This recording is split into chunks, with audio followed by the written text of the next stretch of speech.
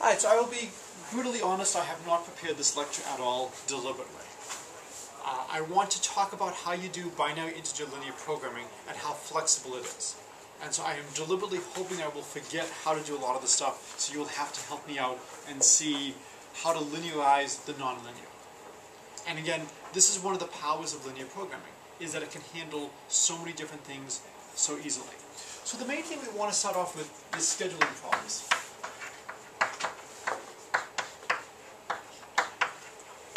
So in a lot of scheduling problems, the way we have things set up is we have binary indicator variables. And that's 1, bless you, if something happens at a given time, and 0 otherwise. So can you give me an example of a scheduling problem you might want to do? The Yankee schedule. The Yankee schedule, right. And as much as I would like to give the Yankees, away games every single time, as much as I would like to have them flying across the country as much as possible, I am not allowed to do that. So you have natural constraints that come in. And so the question is, what's the most efficient way to code these constraints? So for baseball, maybe you can have X, I, J, D. So this could be Team I plays Team J on day D. Is that all the information I need for a scheduling problem like this? So Team I, it's 1 if Team I and J are playing on day D and 0 otherwise. Is that enough, or do I need more information? Like who the home team? So I need to know who the home team is. So I could do Team I is playing in Team J's ballpark at day D. And so that would be a good way to start. So I plays at J on day D. Does Major League Baseball actually schedule any doubleheaders initially?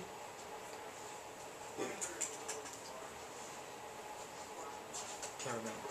Do they have a... The doubleheaders are always for makeup games, right? I think so. Okay. Maybe I'm wrong. I'm not sure. I don't know about doubleheaders being deliberately scheduled. There may be a small number. And that would be a complication because you could have first game and second game of that day. But let's assume for now that there are no doubleheaders. What do we know as soon as I give you a variable like this? So it's going to be 1 if Team I plays Team J in J's ballpark at day D. What kind of constraints do I get? It can be negative. So it can't be negative. So we'll have, X, I, J, D will be in 0, 1. So it's going to be a binary indicator variable. But what kind of constraints do I get? Yes, I would like to.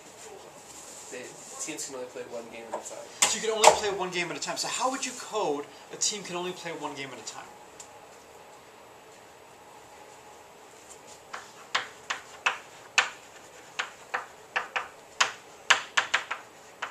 So how would we code that? Yes.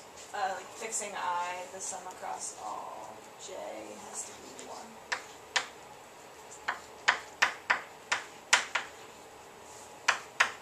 So is that correct? They can play no games. They could play no games. Less. And this is actually talking only about them playing on the road.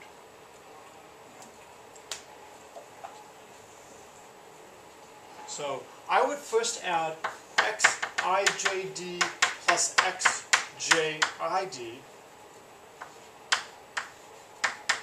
is less than or equal to 1. So you are not simultaneously playing the same team on the home and on the road. But of course we can do a little bit better than this, and we'll talk about that in a moment. So this, if it equals 1, that forces Team I to always be on the road every day. And again, as much as I would like to put in this constraint, I am not allowed to. So this, we do have to put in a less than or equal to.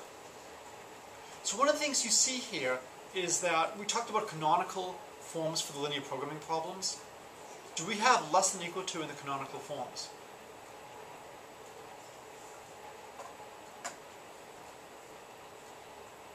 So does the canonical form allow us a less than or equal to? No, it's AX equals B. It's much easier to write this with a less than or equal to, and then do the tricks we talked about as to how you remove the inequalities. But But in terms of phrasing what's going on, it's much better to have something like this. Now this should be, we should have a quantifiers. This should be for all I, for all D, for any team I, for any day, it plays at most one game on the road. But we could do a little bit better. I would say we should have this plus xjid is less than or equal to 1. So now, you give me any team and any day, I sum over all possible teams that it could play.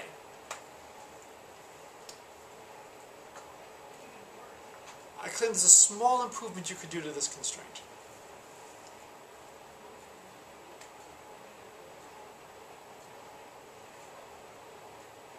What am I summing over? What's the range for J? Not equal to I. Yeah, J not equal to I, right? We could put constraints over here. xiid is identically 1.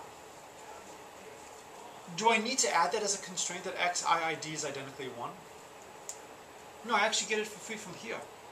Because if j equals I, I get 2 xid is at most 1. That forces xiid to be 1. It feels strange to say that and not talk about probability and random variables, but xiid would be forced to be 0. Because we would have 2 times it is less than or equal to 1, and it's got to be a 0, 1 variable. So this would give you a team can only play at most 1 game on a day. This is a constraint that must be satisfied. So we've talked a little bit about this during the semester about hard constraints versus soft constraints. Physically, you cannot have a schedule where you have a team playing multiple teams on the same day. You can't have a schedule where you play 1 game against Oakland, fly back and play 1 game against Baltimore, fly back, play another game against Oakland, fly back, play another game against Baltimore. Okay? The teams would be furious. The players would be furious.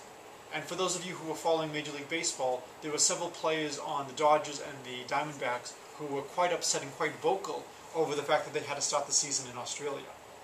And Major League Baseball was not happy with a lot of the public utterances of these players. They did not want to spend the time flying around the world. This is a constraint that has to be satisfied. What's a constraint that would be desirable to be satisfied?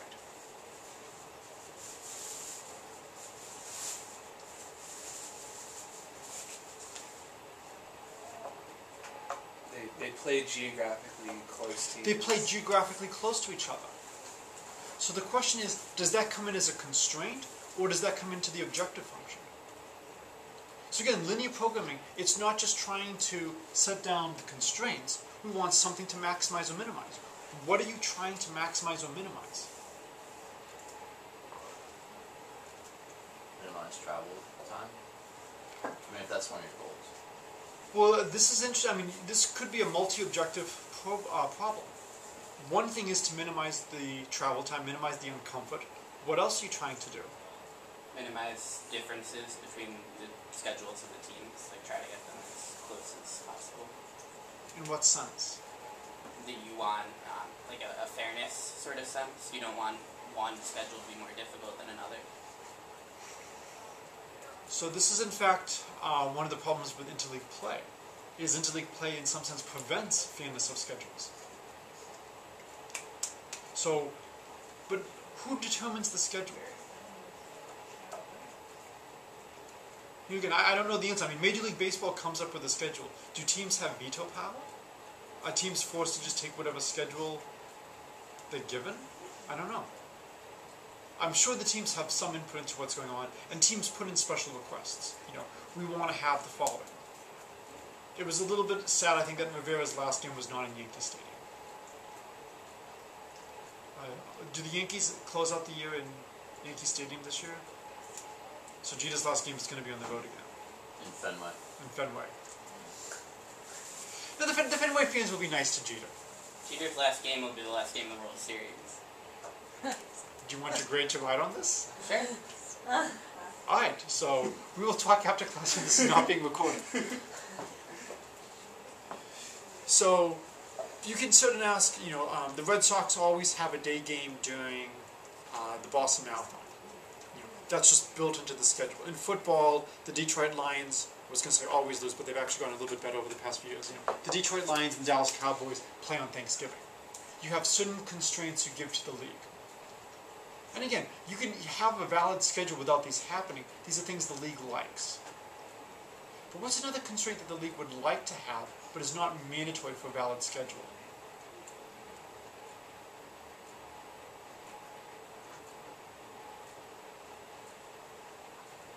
So you guys are doing the baseball. Are you thinking like consecutive games? So one possibility is So, consecutive like, games. Instead of going, you know, say 0's an away game, 1's a home game, instead of going 0-1, 0-1, go like 0-0-0. So you could put in constraints, bless you, saying something like that. Or you could incorporate that in minimizing the total cost. Right. And so the more travel you do, the more expensive it is. But you can put in constraints that you have to have at least a 2, 3, or 4 game stretch. And so a schedule would be physically realistic, it would be reasonable, it would be valid. If you had a team flying across the country, it would just be unpleasant. But you're missing a major part of any corporation. What is the goal? Yeah. You say make money. Make money. So have the Yankees play the Red Sox on Friday nights. And You want weekends. Red Sox and Yankees playing Friday nights. You know, you don't want, you know, the Houston Astros or, you know, teams like that getting the good marquee times. Now, some of this is actually not so bad because you can control the time of day of the game. You know, that's something that we can easily put in here as another variable. The NFL is very good about that. They will adjust times of game depending on which game has more implications for the league. And they want to try to make sure the big, you know, games are not competing against each other, especially with different markets. The NFL can do this very easily. They don't have as many games each week. So one thing is, you know, the objective function could have something that takes into account the amount of travel, something that takes into account the amount of money a schedule is likely to generate. And then you can introduce some parameters, lambda 1 and lambda 2, to talk about the relative value of those two different possibilities. And you know, depending on how much you care about comfort of teams, you could also introduce something about fairness. So what if you have a schedule that makes a lot of money, but it really shafts the Houston Astros? And you can say, based on their pitiful performance last year, they deserve to be shafted. You know, they couldn't even win 1 out of every 3 games on average. And I know this is being recorded. Should the league have a schedule like that? And basically have one team that becomes the sacrificial lamb? Well, I guess, I don't know.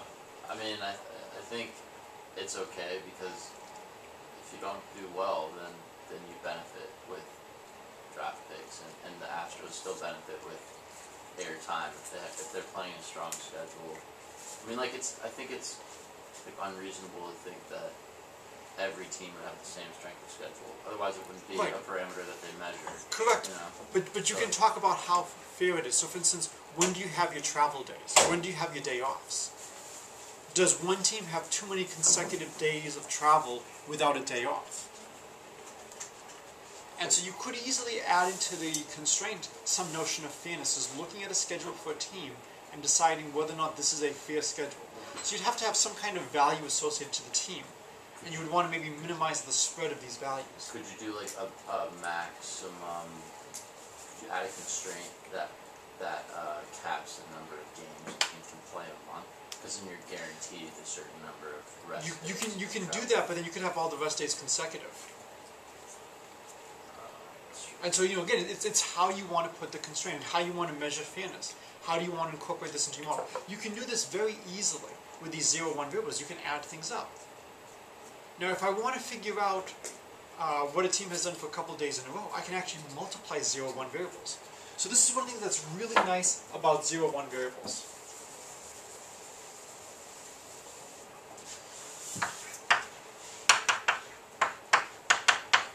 So if you square a 0-1 variable, you get a 0-1 variable.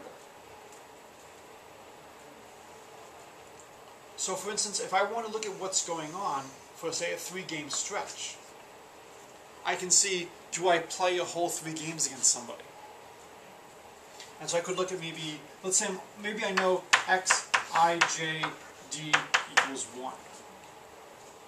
I want maybe x, I, j, d minus 1, times xijd times xijd plus 1 equals 1, or xij d minus 2, xij d minus 1, xij d equals 1.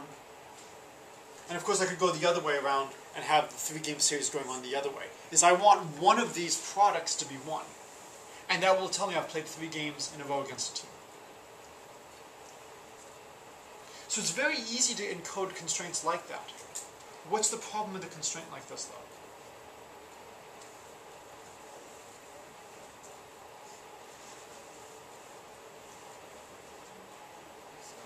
It's not linear, right? The whole idea is to do things linearly. This is a product. So what we need to do now is we need to see how to linearize a lot of nonlinear functions. So here, if I have the product of 2 things, can I make that linear? So I hope everybody has a good sense of how to formulate constraints. And now what I want to do is I want to talk a little bit about how you can take a lot of the mathematical functions we've been talking about, maximum, ors, products, and convert these to linear.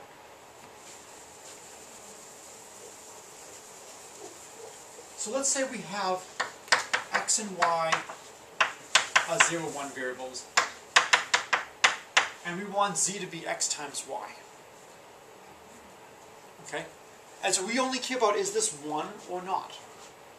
I want to do this using binary, integer variables. So I want to introduce a new variable, or I want to introduce some constraints.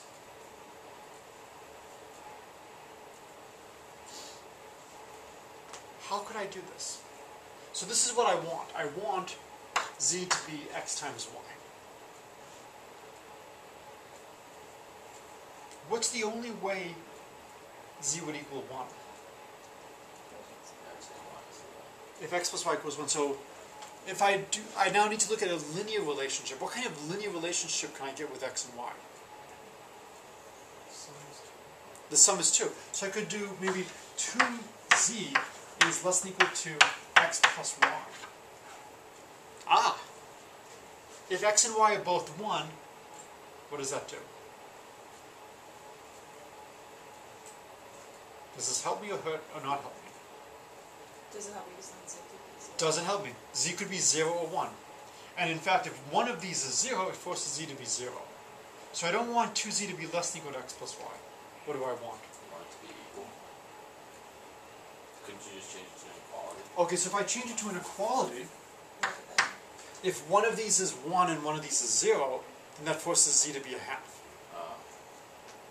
So less than equal doesn't work, equal doesn't work. Greater than or equal to, let's try that, right? The only thing left. If x and y are both 1, it forces z to be 1. So x equals y equals 1 forces z to be 1. X, y not both 1 implies there's no information on z. So this constraint will force z to be 1 if x and y are both 1, but it will not do anything if one of the values of x or y is not 1. So now we need something that will force z to be 0 if x and y are not both 1. So any thoughts as to how we can do that?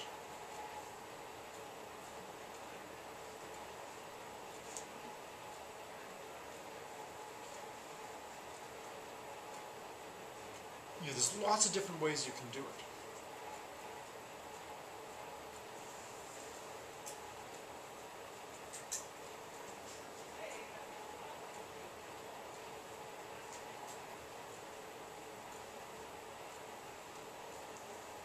So as long as one of x or y is 0, I want z to be 0. How can I add a constraint to do that?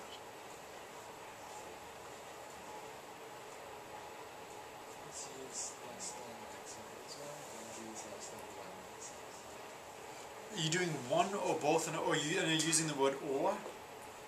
We don't know how to do or yet. Oh, right. Now the problem with x minus y could be negative. And so if you have z less than or equal to -1, that is no longer a 0, 1 variable. So let's just look at x. What kind of relationship would you want between z and x?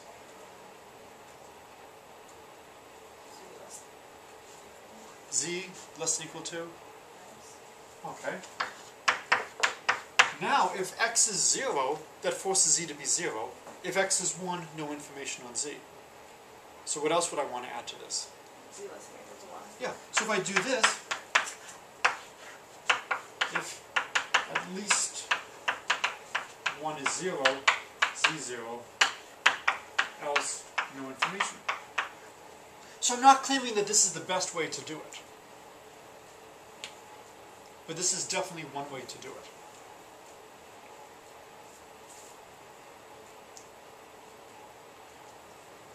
Looking at this, is there anything you could think of that would maybe combine these two?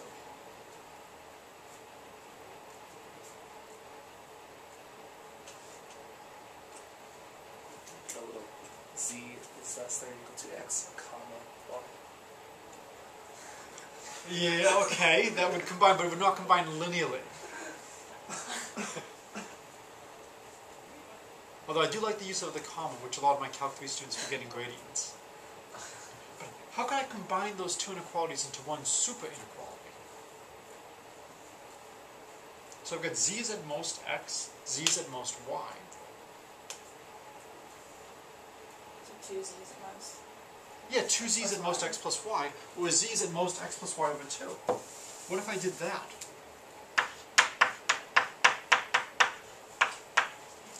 So now, Same thing. So now you're just saying that z equals x plus y though, because you have above that it's greater than or equal to? So, so let's see.